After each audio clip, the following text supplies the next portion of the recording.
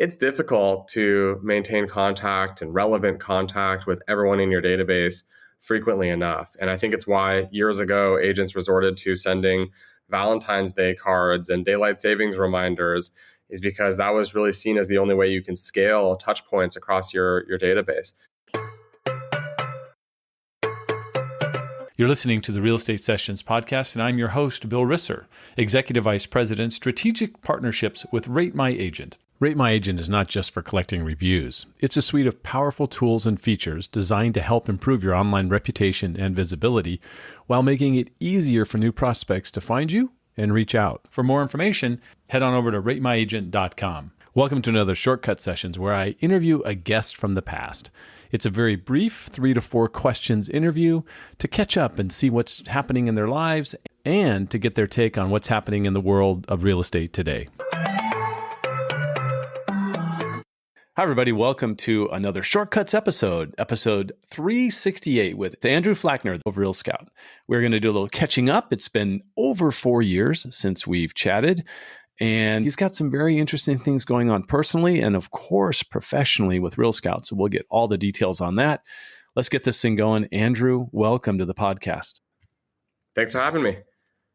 Yeah, it's great having you back. You know, you're in the news a little bit lately, and so we're gonna get there, and we're gonna talk about some great things happening with RealScout. But in these shortcut episodes, what I love to do is first of all, see if you remember exactly when that first interview was. I won't put you on the spot, I'll tell you. But it was August of 2019. It was the first time we had a chat on the podcast. That was a long time ago.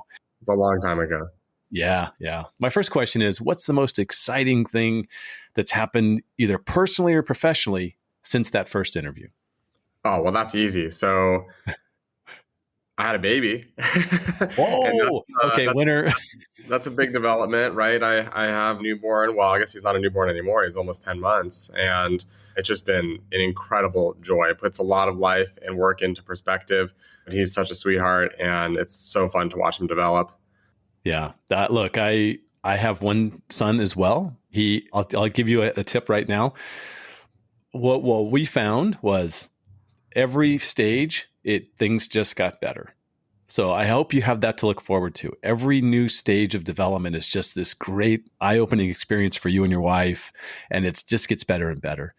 But there's this moment when you have to say that your son is 30, that hurts really bad. It didn't hurt when he was 18 or 21, but 30, you go, oh, damn, I have a 30-year-old son. So one day way in the future. Yeah, we have some time. Yeah, you got some time. Well, that's fantastic. So that I think we've had 2 other births in the shortcuts. So I think it's always the answer, which is fantastic. I love it. Personally, what's next for the Flachner family? Now you have a child, things are different. I mean, do you have anything big? What's next, I guess?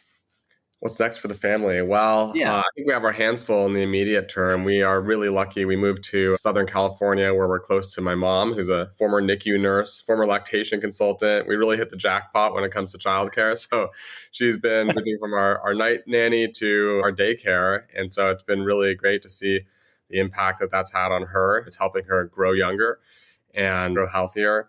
So that's exciting. Other than that, yeah, we're still getting settled in Southern California. So we don't plan on any, major developments or moving around in the immediate future. Just getting settled and spending time with our boy, Ezra. Yeah. Where did you grow up? I'm just curious. Yeah. So I grew up in Southern California, but for the last 7 or 8 years, I've spent in San Francisco. And so it was time for a change, moved down here and back to the sunny weather, and being close to the beach is just great and therapeutic. So yeah, haven't looked back. Yeah, that's great. I grew up in San Diego I was there for almost 40 years, and I'll be going back in December, and I can't wait. It's always fun to get back to where you grew up and what you know, and very cool. There's a lot going on today in the world of real estate. This final question that I ask everyone in the Shortcuts episodes is, what has your attention today in the real estate space? What has my attention? Well, I think that there's a bit of a triple threat facing the industry right now. Of course, you have the mega lawsuits, but you also have a set of challenges that most agents haven't experienced before. And that could be high interest rates and extremely low inventory. And then one of the things that people aren't talking a whole lot about is that it's becoming more difficult to generate leads, and it's becoming more expensive to generate leads. So that's been a big focus for us in terms of how we develop solutions for the industry. But one of the things that we're learning is that if you are struggling to generate new business in a slow market, there is a huge asset that you're probably ignoring, and that is your database, that is your CRM. And so, everything that we've been building and announcing as of late is all geared around how to help agents take this asset and help extract dividends from it. It is mind-boggling how many times I've had conversations with agents, and when you bring up, "Hey, how you doing with your database?" The blank stare just is there, and I'm sure you've seen it as well, right? Yeah, I mean, it's kind of corny, but I call it a database because it's usually filled with dead leads and filled with stale leads, and it's difficult to maintain contact and relevant contact with everyone in your database frequently enough. And I think it's why years ago agents resorted to sending Valentine's Day cards and daylight savings reminders, is because that was really seen as the only way you can scale touch points across your database. And I think that there is a better way now, and that way is RealScout. But ultimately, the agents who want to clean up when the market recovers, they really need to be in close contact with their database, but make sure that every one of those touch points is relevant and actionable for their consumers. That's the magic bullet, right? It's easy enough to just send out a one size doesn't fit all type message to everybody. But to be very specific and very targeted and very relevant is the key. So let's go there. First of all, I'd love to do this with RealScout. When did you launch RealScout? It is quite a while ago. Yeah, so I founded RealScout in May of 2012. So it's been about 11 years. And the company has evolved and zigged and zagged in all the ways that startups do. But our mission has remained the same, which is to put agents back at the center of the consumer experience. Over the years, of course, other entities, national portals, for instance, have driven a wedge between agents and clients. And to be more specific, these portals have done a great job in helping agents at the top of the funnel. But once an agent and a client start working together, they need a different set of tools, right? A set of tools that will provide a safe haven for collaboration. And that hasn't really existed, right? Most agents today use the MLS, and the MLS leaves a lot to be desired in terms of a consumer experience, or they drive consumers to an agent website, which we all know consumers are not going to use. So over the years, RealScout has really treated our North Star as empowering the relationship between agents and clients. And it's pretty amazing to see just in the past year or so how much we've grown by remaining steadfast in pursuing that vision. Let's talk about that. I mean, you recently launched out your Pro Plus version. I think that was announced in October, just a month ago. You had a great announcement of a relationship on a national level as well. So let's talk about that last year. And I will throw this out there just because it feels like I must use these two letters or I'm not doing my job. You were an early adopter of we'll call it artificial intelligence, which has been around for decades. It was a part of RealScout way early. And so my guess is you're refining it and it's doing some really cool things as you move forward. Yeah, there's a lot to pack there. Yeah, a lot to unpack there. But essentially, I got a text message yesterday. Somebody said, "Congrats on the announcement." And I'm thinking to myself, which announcement are we talking about? Because there has been so much news around RealScout in even just the past few weeks, whether you get your news from HousingWire or Inman or realestatenews.com or Rogue Agent Media, BAM. It's just been wild to see the industry's reaction to everything we've been announcing. First off, and I think the most exciting announcement is we have introduced the largest upgrade, the most impressive update to RealScout's platform in over a decade, and that is called RealScout Pro Plus. RealScout Pro Plus is a big evolution in the RealScout platform. Not only is RealScout nurturing buyers, which we've done for quite some time now, but we're also nurturing potential sellers in your database. So one of the ways that we do that is through a home value alert. And this is an email alert that goes out to any of the homeowners in your database. And it says, "Hey, Bill, here's what Zillow thinks your home is worth." And it literally includes the Zillow's estimate. That's not something the industry should run from. Your consumers are going there anyway. You might as well intercept them. But we also put that Zestimate alongside another AVM, another automated valuation model. And the reason we do that is to shed light on the fact that every algorithm is going to have its own opinion of what your home is worth. And therefore, you shouldn't rely on an algorithm. Reach out to your agent to get a full CMA, a full understanding of your home's value in the context of your neighborhood. And that is something that comes through in these home value alerts. These have been wildly high ROI for our customers. We recently tested this with just a small sliver of a database that belongs to the number one Remax team in the world, Gary Ashton, based in Nashville. And he has a massive database, but he only gave us 3,500 contacts to test this with. And after launching these home value alerts, he found that 49 potential sellers in his database reached out and asked for a CMA, asked for more information about their home's value. So it has just been, and that's not an isolated story. I spoke with an agent in Miami the other day. She's a newer agent. She has 600 people in her database, 600. And she got 2 listings from these home value alerts within a month. So, it's been just incredible to see the success stories. So RealScout Pro Plus, not only does it include buyer nurture and seller nurture, but the big flagship feature is something called auto nurture.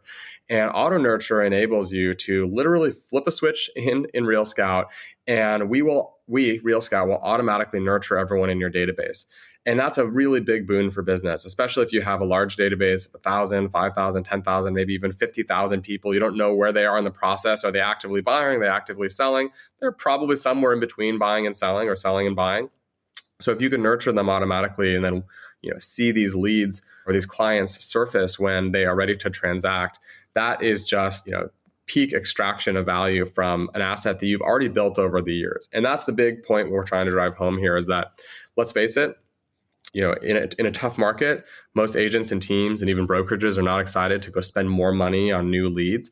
You already have the leads, right? You have your sphere of influence, you have your database, you have all these leads that you purchased over the years, and they're stale. So reinvigorate them, reignite them with RealScout, and you're going to see high ROI there. In terms of AI, I might have a contrarian perspective here. AI is absolutely transformative, and I use it in one way or another almost every day. However, in real estate, I have seen a lot of what I'll call brochureware, where you can see a lot of people talking a big game about AI. If AI is not mentioned in the headline of your website, then you're behind the times. And I really think a lot of it is before its time. A lot of these features were rushed. I constantly see comments on social media saying, hey, this AI chatbot I'm using is actually annoying more of my leads than it's converting. And so I think there was this mad rush to see who can get to market fastest. But I think that we're seeing a lot of great ideas out there, but it's going to take time to get the execution right. So, one of the things that we've done is we've actually used machine learning, which is related to AI, to classify photographs from the MLS to create a more visual home search. And, I recently demoed this to attendees of the Follow Up Boss conference in Southern California. And there was an audible gasp from the room. People were so excited about this visual home search that I was showing them. And then there was this unintentional mic drop moment where I said, whoa, this is not our announcement today or this week or this month. This was our announcement 7 or 8 years ago, where I was on stage at Inman in San Francisco showing off how we're thinking about machine learning and AI in real estate. So I think there is a time and place for innovation and technology.